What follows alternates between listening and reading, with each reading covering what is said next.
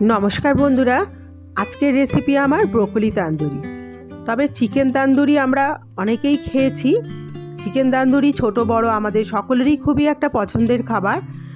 তবে ব্রোকলি তান্দুরিও যদি আমরা একই রকমভাবে বানিয়ে নিই, এটাও কিন্তু খেতে অসম্ভব টেস্টি। তো চলুন এই ব্রোকলি তান্দুরি আমি কি করে বানিয়েছি দেখে নেওয়া যাক। আমি একটা মিডিয়াম সাইজের ব্রোকলি নিয়েছি। প্রথমে ব্রোকলিটার আমি পাতাগুলোকে ছাড়িয়ে আমি পরিষ্কার করে নিচ্ছি।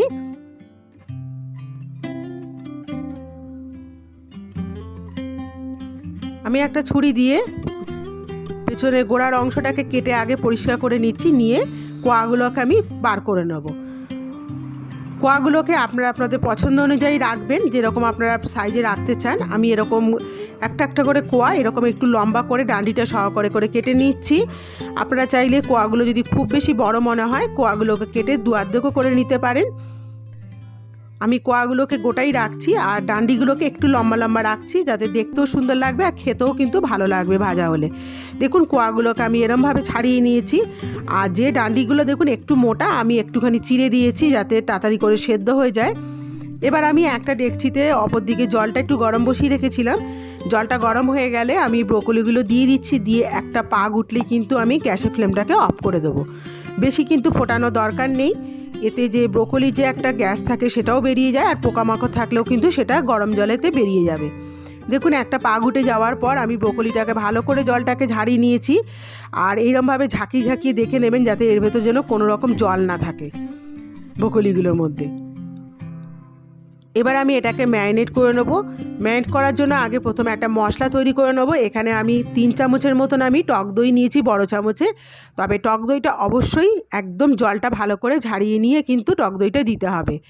হাফ চামচেরও কম একটু নুন দিলাম, হাফ চামচেরও কম একটুখানি হলুদ, হাফ চামচ জিরের গুঁড়ো, ধনের গুঁড়ো, হাফ চামচ লাল লঙ্কার গুঁড়ো, হাফ চামচ কাশ্মীরি লঙ্কার গুঁড়ো, আর 1 চামচ আমি কেনা তান্দুরি মশলা দিলাম। হাফ চামচের মতন আমি একটু চাট মশলা দিলাম, 1 চামচ আমি ভিনিগার, হাফ চামচ আমি আদা রসুন বাটা দিলাম, আর বড় চামচে 2 চামচ আমি সর্ষের তেল দিচ্ছি। তবে এটা সর্ষের তেল দিয়ে মাখার চেষ্টা করবেন। যদি সাদা তেল দিয়ে মাখেন এর কিন্তু ফ্লেভারটা খুব একটা ভালো আসবে না, সর্ষের তেলে যে ফ্লেভারটা আসবে। এবারে ভালো করে মশলাটাকে কিন্তু ভালো করে মিশিয়ে নিতে হবে। মশলাটা মিশিয়ে কিন্তু তারপরে কিন্তু ব্রোকলিগুলোকে দিতে হবে, এতে কিন্তু তাহলে মশলাটা সব একসাথে ভালো করে মিশে যাবে।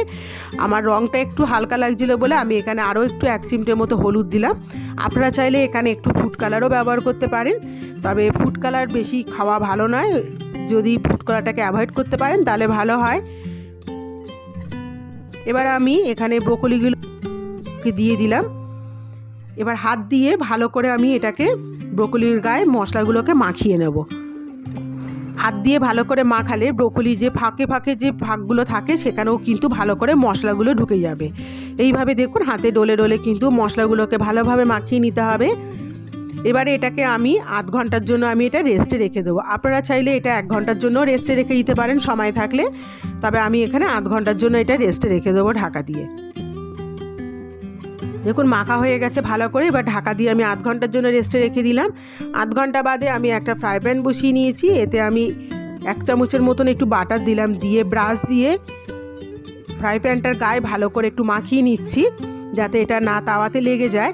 এইবারে আমি ব্রোকলিগুলোকে দিয়ে দেবো। আপনারা যদি বাটার না দিতে চান তাহলে এখানে সাদা তেলও কিন্তু রান্নার তেল ইউজ করতে পারেন, তবে বাটার দিলে ফ্লেভারটা খুব ভালো আসবে। এইভাবে দেখুন তাওয়ার মধ্যে আমি পেতে পেতে দিচ্ছি ব্রোকলিগুলোকে।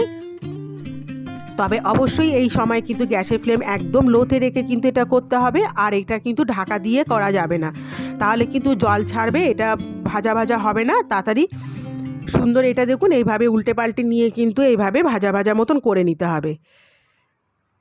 যত গ্যাসের ফ্লেমটাকে সুন্দরভাবে একদম অল্প ফ্লেমের মধ্যে রেখে দিয়ে এটা করবেন তত কিন্তু সুন্দর ভেতর থেকে হালকা করে সেদ্ধ হবে, আর এটা সুন্দর খেতেও কিন্তু মশলাটা ভালো লাগবে। এইভাবে উল্টে দেওয়ার পর আমি যে ম্যারিনেট করেছিলাম তার যে গ্রেভিটা ছিল আমি ব্রাশ দিয়ে এটার ওপরে কিন্তু মাখিয়ে নিচ্ছি। গ্রেভিটা কিন্তু ফেলে দেবেন না, এইভাবে মাখিয়ে দিলে খেতে কিন্তু ভালো লাগবে। বাচ্চারা যারা ফুলকপি খেতে পছন্দ করেন না, ব্রোকলি, তারা কিন্তু এইভাবে তন্দুরি মতো করে দিলে বাচ্চারা কিন্তু খুব খুশি হয়ে খাবে। আমি দেখুন এক পাশ দেখুন এইভাবে সুন্দর একটা ভাজা ভাজা মতন হয়ে এসছে, এইভাবে উল্টে দিচ্ছি, দিয়ে এই পাশের মধ্যে যেইটুকু আমার গ্রেভিটা রয়েছে সেটা এবার আমি এটার মধ্যে এবার ব্রাশ করে দেবো। আশা করি আমার এই সহজ পদ্ধতিতে ব্রোকলি রেসিপি আপনাদের সঙ্গে শেয়ার করলাম।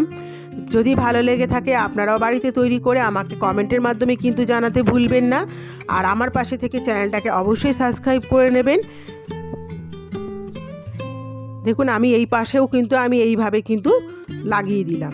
এইভাবে কিন্তু উল্টে পাল্টে কিন্তু এইভাবে গ্যাসের ফ্লেমটা একদম লোতে রেখে কিন্তু এটাকে সুন্দর করে ভাজা করে নিতে হবে। আর আমার কিন্তু ব্রোকলি মোটামুটি রেডি হয়ে গেছে, একদমই ভালোভাবে সুন্দরভাবে ভাজা ভাজা মতন হয়ে গেছে।